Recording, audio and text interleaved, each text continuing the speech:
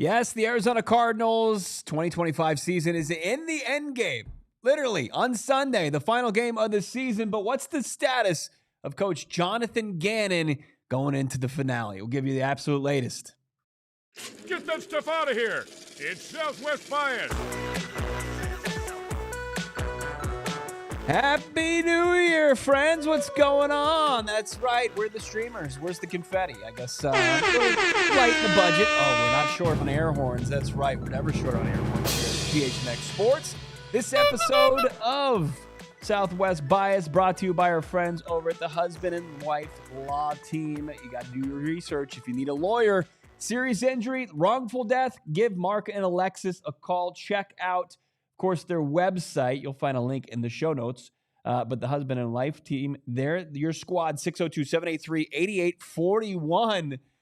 Very lucky and privileged to be with you. We're the first Southwest Bias of 2026. Bo Brock, our guy behind the Mac, Shane Diefenbach. Some call him the mustache behind the Mac. I refuse to do so. He's more than just a mustache to me. Look, it was a fun New Year's Eve. I hope you had a happy, healthy New Year's Eve. We're going to get into it, of course, this time of year. Hope springs eternal, except for Cardinals fans. We'll get into it. Look, we got plenty of time to get to it on this show, on PHNX Cardinals with me and Johnny later. But let's have a little bit of fun. Let's have some levity before then. Got to ring in the new year, Shane, with my son, my 4-year-old. We duped him. We conned him. We faked the ball drop. He thought it was midnight. Little did his little mind know. It was about 8:30. Got his ass. Got him. That's right. Had no idea. He went to sleep after taking down a couple glasses of Martelli's apple juice. Wow. Just slugging it, right? Special. Like Shane was out at the bars with a bottle of tequila. No, not in El Paso. He had some of those apple juices, a couple of them, and went to bed blissfully unaware. Cardinals fans very hyper aware what's going on with their team. But, followed up New Year's, right, with the CFP. Couple stinkers yesterday, right? Not too great. I mean, the nightcap was unbelievable. Was elite, electric. Yeah, the Rose Bowl was horrible. The more and more Fernando Mendoza breathes, the more and more I want him to stop doing that. I hate that guy. Oh my God, he's the worst. He scripts everything. It's horrible. Nothing's authentic. What do you think his ChatGPT looks like? Yeah, he's like, come up with a post-game script. And this is the keys I need for the Alabama game. Look, I'm not. I don't have a bunch of disdain for Fernando Mendoza. Maybe it's somebody you want him on your football team. I mean, look, I would say I've got Fernando Mendoza right up there. I'm more of a Dante Moore guy, even though he had a pick yesterday. But that was on 4th down. Let's not make a big thing out of it. I thought I was surprised in the few times that I've watched Oregon this year. Where thank you, Johnny. Happy New Year to you. I was surprised how little kind of Oregon features Dante Moore in their offense. They don't lean on him to make a bunch of big throws. Ever since Oregon moved to the Big Ten, they're adopting the quarterback strategy where you just have Will Howard back there and it's gross. And everybody else is a playmaker.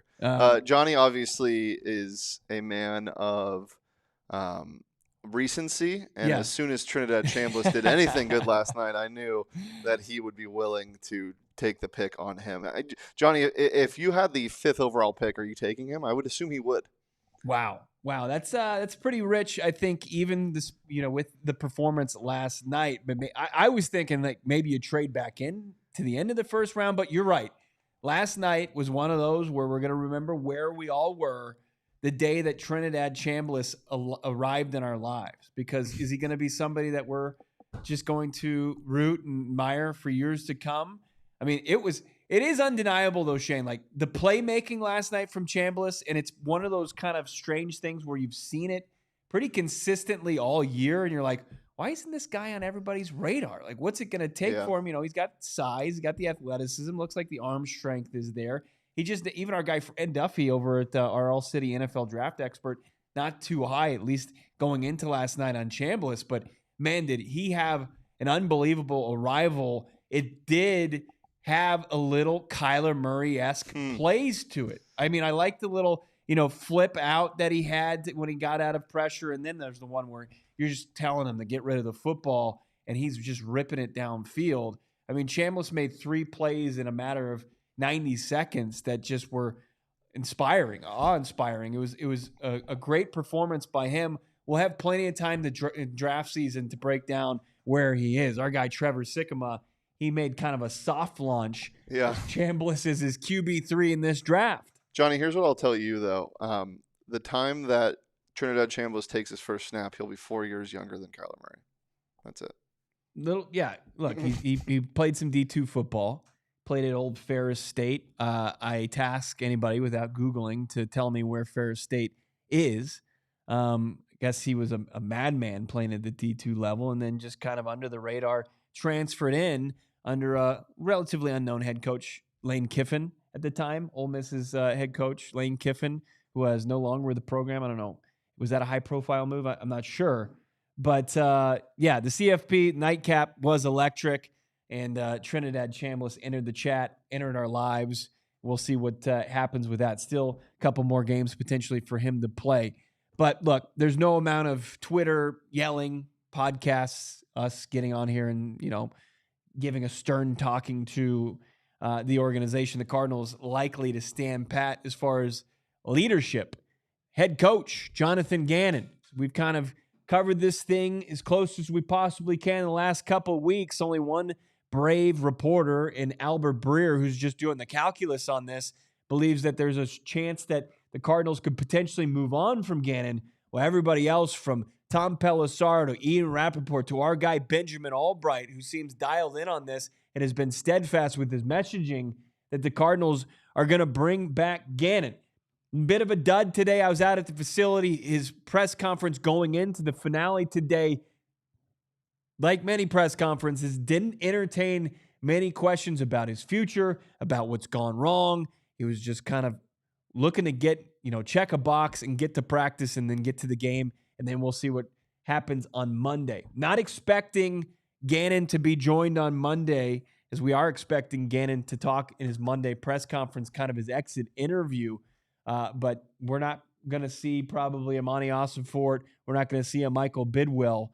We're going to see probably just JG, as he's done all season, just kind of take all these questions and like Neo in the Matrix, kind of dodge that, do all the kung fu and try to get around that. All the tough, questions that people want because they want to hold this organization accountable for what's gone wrong. What's going to be an historic 3-14 season, the most losses in a Cardinals team has ever, suffered in a year.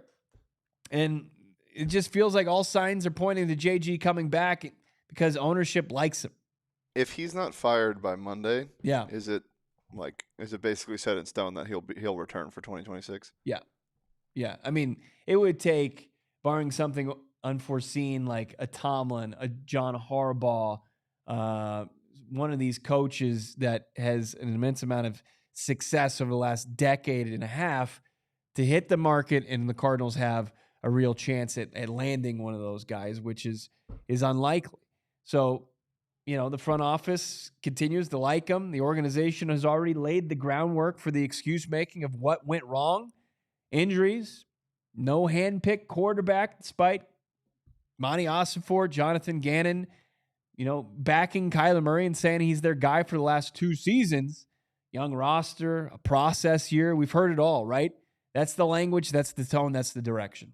I'm not asking you to accept it. These are just the stages of grief that we're all going to go through. You're going to be outraged. You're going to be pissed off. And then you're going to go through it. And the uncomfortable truth is going to remain that if this season didn't force ownership's hand at some point along the way to where there's maybe been some sort of leak, nothing in Week 18 is going to do so. Not the record, not the point differential gets lopsided by the game, no lack of competitiveness against real teams. The decision feels like it's made. And this is what really kind of hits home, I think, for Cardinals fans when you kind of look forward beyond this season is if Gannon is back, which is more likely than not, everything else falls on deaf ears. All the last couple of seasons when we've been going into a rebuild, 23, you tore it down to the studs. You go into 2024 with all this draft capital. You're looking at the prospects. Ooh, we could add a Marvin Harrison Jr. Ooh, you got an extra first-round pick. Oh, Monty Austinford seems to be able to find some nice talent beyond rounds 1, 2, and 3. But it doesn't matter. Free agent additions, like all of that, it's going to have to come with just this incredible leap of faith that I don't think anybody has the appetite for this at this point after a 3-14 season in non-competitive games. It's a trust the process. It's a development takes time. It's, the scheme. What's up with that?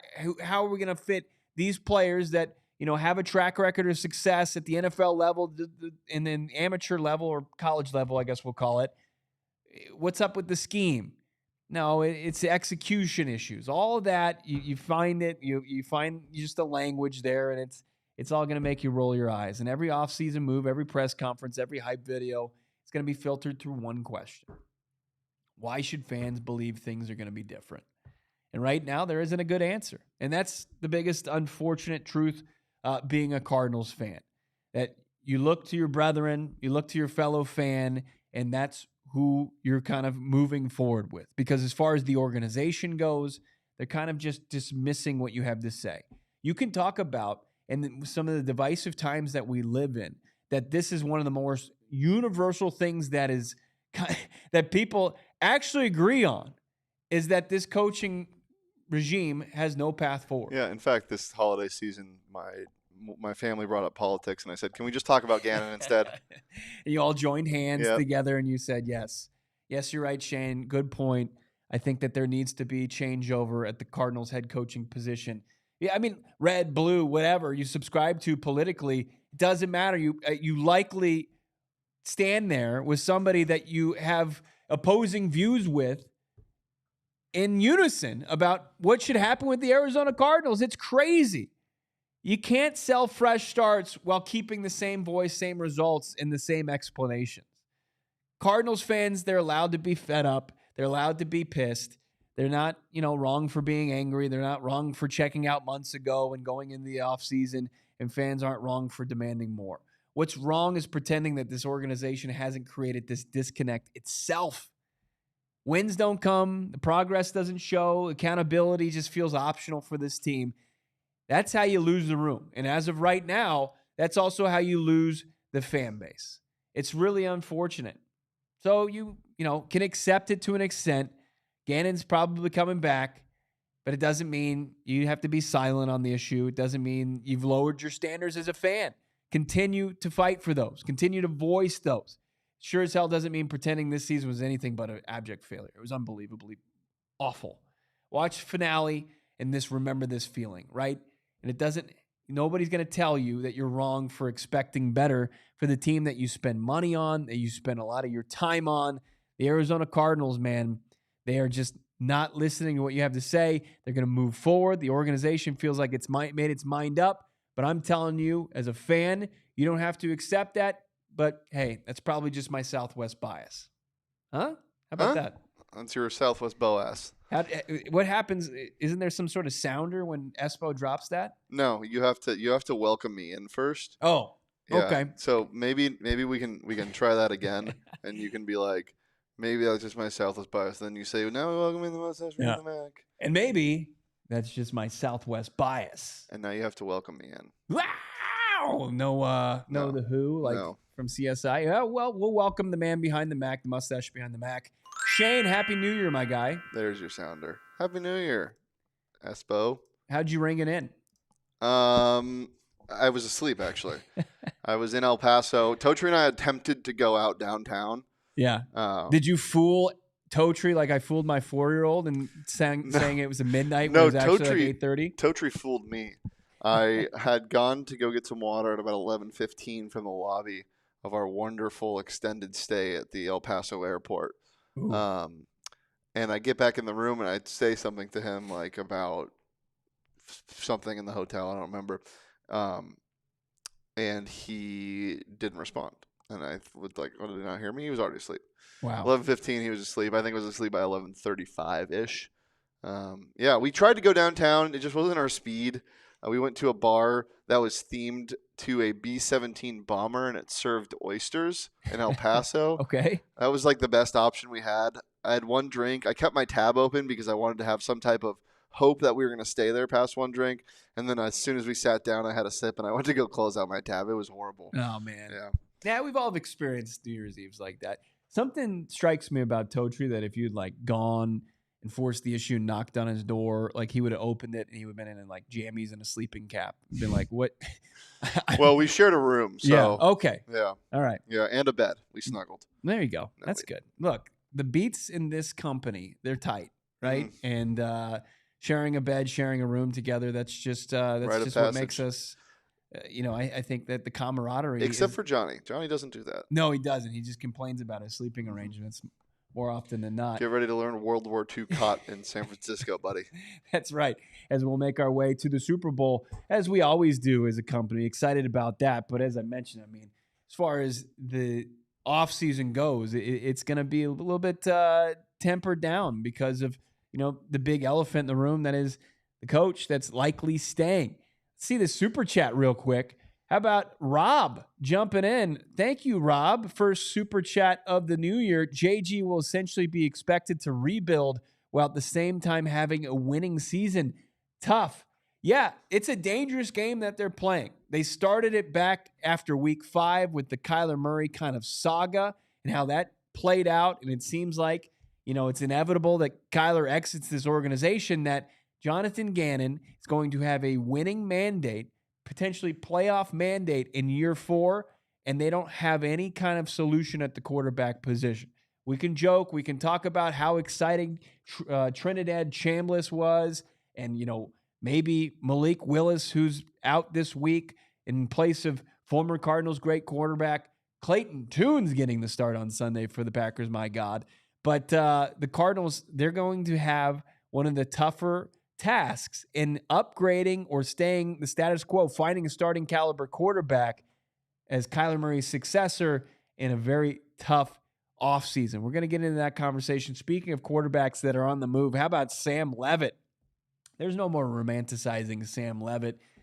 His reported intentions in the portal are being updated. We'll get into that. Plus, let's talk about something good. How about the Phoenix Suns? They aim for their 20th win tonight against the Kangs. It's all coming up. Southwest Bias. All right, now that the holidays are over, it's actually the perfect time to start up that home project that you've been putting off. Yeah, if you've been doing any kind of renovation, kitchen, bathroom, full remodel, the Window Depot is your one-stop shop. You're like, Bo, Window Depot? I don't need just windows. I need more than that. I'm taking on some big-time projects. First of all, nice job on, just getting after it in 26. Look, Window Depot also, they get after it in many areas, not just windows. They've been serving Arizona since 2002, and while they started with windows, they're way more than just a window store now. They've expanded. We're talking windows, we're talking doors, we're talking skylights, cabinets, countertops, sinks, you name it, with tons of inventory in stock and ready to pick up. And if you need something custom, they got you covered there too. Contractors love them for their job site ready qualities, quantities, great pricing, expert service with no membership required. Homeowners love them because their in-house designers are free and help bring your vision to life. Right now, visit thewindowdepot.com. That's thewindowdepot.com and get started on your next project today with Window Depot. Also got to talk about my friends over at the Husband and Wife Law Team. See them all over my TV. Has been watching all these bowl games. Love to see it. Also, I see them on my phone when I'm scrolling Instagram. One of the best follows, I think, on social media is Mark and Alexis right there. Like, if you're not following, what are you doing? You're missing out. It's not some boring lawyer content. This is actually good stuff. Mark's dropping bars on the daily, give you insight. They found the sweet spot. I really feel like this, being legit attorneys, extremely online, with the helpful tips and real answers, questions people actually have. No just billboards in suits as you often get from lawyers. And that matters because if you've been in an accident, you don't just want a law firm. You want people you can trust. And Mark and Alexis and their team at the husband and wife law team, they've been that here in the Valley of the Sun in Phoenix for years. Raised their family here. They bring their same transparency and trade talk to their cases. No runaround, no phone tag, just real access and real answers. So check out their social media. I recommend that. But if you have been in an accident, had a serious injury, involved with a wrongful death, you got to contact them. It's always important to do your research, and the research is going to show up that the husband and wife law team, they're the team for you to get it done for whatever case you may be facing. Check them out right now. Link in the show notes, or just give them a call. Get on the horn, 602-783-8841. That's 602-783-8841. Tell them friends over at PHNX Sports sent you. Don't you just want Mark to aggressively drop bars in your face? All the time. That's what all I want. That's all I wanted for Christmas. That's what we need Espo to do. To rile up the crew. We'll have a teams meeting every morning, and Espo's going to stand at his desk and he's just going to freestyle into his webcam.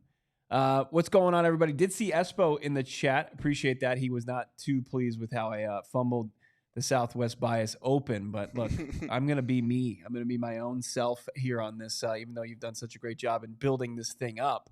Hit that like button. Subscribe to PHNX Sports. We're going to hit 50K here in 2026, and it's all big thank you to all of you out there. What's up, Deb? Kilo Rex. I see you. Chambliss is K1, but taller and a better arm. How about that? Trinidad Chambliss turning Kilo Rex into a believer. Don't like the cornballishness from Mendoza. Look, let's speak some college quarterbacks. Latest on Sam Leavitt, who our guy Anthony Totri has done such a great job as far as covering this as he made his way to the portal. Was it about a month ago? Doesn't feel that long ago, but it was. We've had a lot transpire between now and then.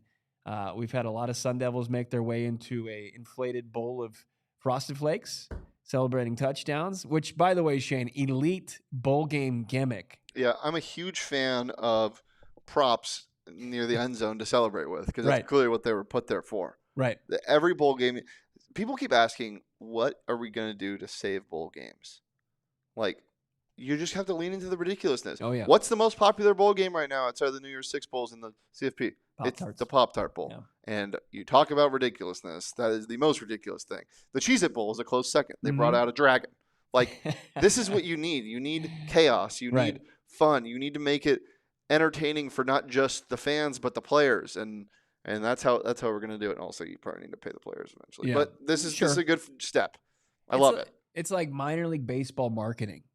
That's what they've gone to. And if you're not trying to one-up sacrificing a gigantic life-size Pop-Tart or a dragon like the Cheez-Its, or a celebration thing like the Frosted Flakes Bowl had, where you can jump into a giant vat of Frosted Flakes, they're great, then I think you need to rethink getting into the bowl game business, because you're right.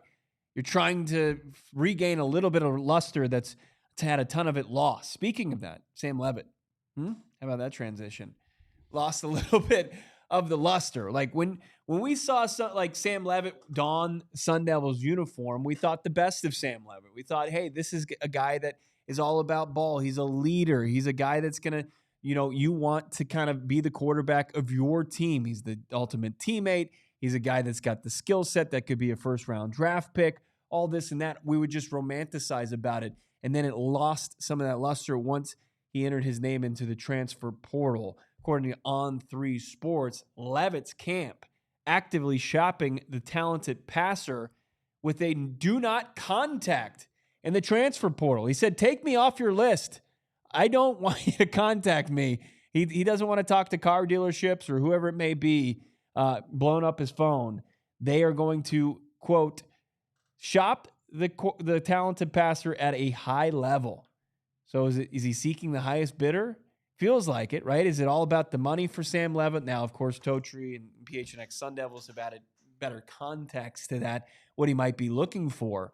I'm seeing an SEC team tied to Sam Leavitt. Shane, it wasn't the SEC team that I was expecting. It's not the LSUs of the world. Mm-hmm. It's not the teams in the CFP. It's a team that resides from the old bluegrass state that's known for more for their hoops than they are for their gridiron. Yeah. I mean, from what we've gathered, Sam felt like the team couldn't support him, and not financially, but with talent around him. That's kind of the sense that I'm getting. I guess going to the SEC is the best bet. And is the bottom of the SEC better than the top of the Big 12? Maybe. Yeah, maybe. I mean, Don't look at Texas Tech's performance. Yeah, Mississippi State beat ASU this year, so maybe. I don't know. I think here's my take on Sam. I think that people reacting to him overwhelmingly negative is asinine and silly because the kid is 20 years old. Sure. I think there was the banquet thing rubbed people the wrong way, and understandably so. Yeah. But when you see a little shithead kicking sand at your child, yeah, is it the kid's fault or is it the parent's fault? And I'm not blaming everything on Sam's dad. That's not what I'm saying. I'm not blaming everything on Sam's family. But I will say, when you have people in your ear telling you to do certain things and how to live your life, it usually doesn't end in a good way. Right. And I think the overall thing I'm trying to get out here is not blaming any one person, not blaming any one camp, but blaming the system, because we've gotten so far away from what college sports is, and now it's like, what did you just read? They're actively shopping him? Right. What does that mean, man?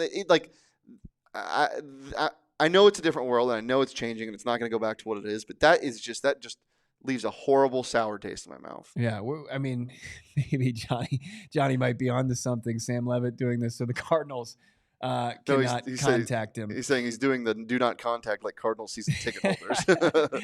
Well, I was just thinking maybe even the organization itself for his actual football services. But look, I agree. Like, we're reaching a fever pitch with this NIL, and it's only a few years into it, and it's reached a level where it's people are turned off by it, and it's impacting not just one program but every program around the country.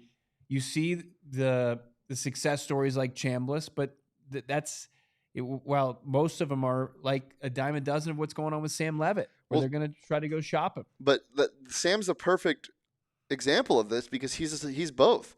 He's a success story because he transferred from Michigan State as kind of a nobody and turned into what he did, and now his evaluation is $5 million or whatever. So, I don't know. It's a hard situation, and there's a reason why it's so complex. There's no right answer. It's because it's complicated. Yeah, I think the only thing that would help Leavitt, and there's a long way to go here. I hope this Kentucky stuff fades a little bit. You can't sell a Sun Devils fan on him going to Kentucky, sure, albeit in the SEC, that he's going to give himself, the best opportunity to win, to play behind the best offensive line, to play with the best playmakers. Like, those are probably going to reside on their opponent in the SEC. Like, he's going to go for the payday, the conference, and like, if that's unfortunately all that sometimes matters in the transfer portal, and it's not going to be any different than any other kind of prospect or player that enters the portal, which is, it's too bad, because I think we had, we thought higher of him, and you're right. It's probably a lot to do with who you surround yourself by, and that's tough, because when we're all in our 20s and we're all impressionable, sometimes we get bad advice, and it's probably what could be going on there. And I'm not going to say this is the worst thing for Sam. I don't know. Nobody knows what's going to be the best. ASU could crumble after this year, after he leaves. Like, nobody really knows. The breakup wasn't clean, and that's what stinks. It's always messy. Always messy. What's not messy is the Phoenix Suns are going for their 20th win tonight against the Kangs. And it feels like, credit to the Suns becoming one of those teams that, sure, you don't know what's going to happen any given night, but like, they have been taking care of business against these bad teams. And that's what you have to do. If they get their 20th win tonight, Shane, they're about 10 to 12 wins, depending on who you do your betting with.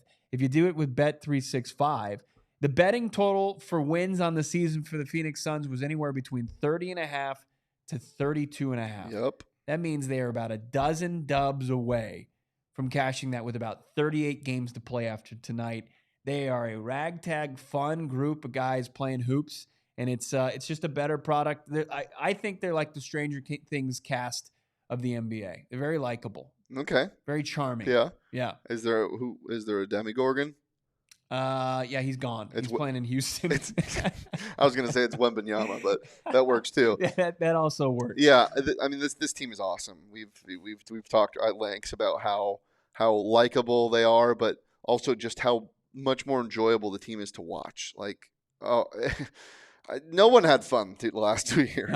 Nobody did. No, it was just underperforming with high expectations. It just wasn't an easy team to wrap your arms around and root for. This one, you absolutely can. I think Dylan Brooks is probably Steve, right? He's one of those guys that rubs you the wrong way, but you like when he's on your team. Yeah. I'll let Espo finish that one if he wants. Does he make good music? Because the actor that plays him, I forget his name, Joe Keery. He makes fantastic music. The Joe? Yeah. Yeah.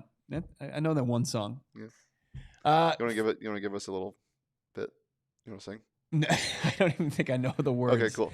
But I do know that we've come to the end of this show, and it's been fun filling in for Espo. Hopefully I get to do this a lot in the new year, and a lot as my schedule is going to open up with Cardinals season coming to an end on Sunday. Johnny and I, we are going to continue this conversation about Jonathan Gannon, his likely return. What's on the line come Sunday, if anything, the latest on the Cardinals head coach. Plus, of course, Johnny's going to just he's going to Trinidad Chambliss. It might be the entire 60 to 90 minutes we talk about today. Probably. Because of JV, but it's going to be fun regardless. Join us then. Join Shane, PHNX Sun Devils. They've got you the latest.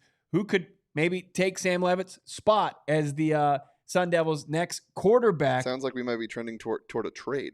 Yeah, very likely, as we said goodbye to Jeff Sims a couple days ago, and we already said goodbye to Sam Leavitt and, of course, PHNX Suns. They're live out there at Gila today, aren't they?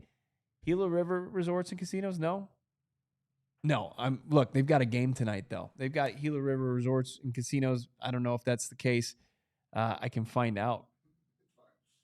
But we've got, their next watch party is Monday against the Houston Rockets. Join them then. That's what's going to be going down there. Nice. But thanks to everybody that tuned in. See you, Bees. See you, Killer Rex. Doug, I love it. How about Deb? Everybody for joining us. Hit that like, subscribe. Southwest Bias. We'll talk to you on Monday. We all silly like the mayor.